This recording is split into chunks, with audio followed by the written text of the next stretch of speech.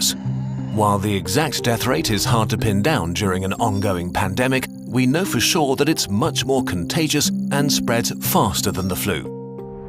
There are two futures for a pandemic like corona: fast and slow. Which future we will see depends on how we all react to it in the early days of the outbreak. A fast pandemic will be horrible and cost many lives. A slow pandemic will not be remembered by the history books. The worst-case scenario for a fast pandemic begins with a very rapid rate of infection because there are no countermeasures in place to slow it down. Why is this so bad? In a fast pandemic, many people get sick at the same time. If the numbers get too large, healthcare systems become unable to handle it. There aren't enough resources like medical staff or equipment like ventilators left to help everybody. People will die untreated. And as more healthcare workers get sick themselves, the capacity of healthcare systems falls even further.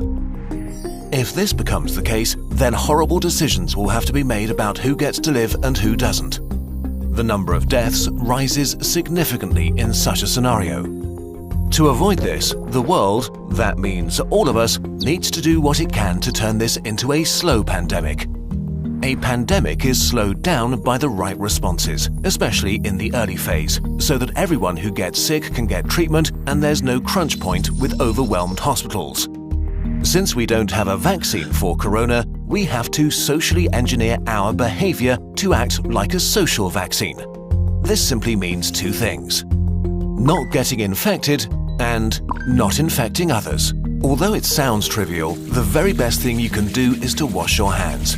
Soap is actually a powerful tool. The coronavirus is encased in what is basically a layer of fat. Soap breaks that fat apart and leaves it unable to infect you. It also makes your hands slippery, and with the mechanical motions of washing, viruses are ripped away. To do it properly, wash your hands as if you've just cut up some jalapenos and want to put in your contacts next.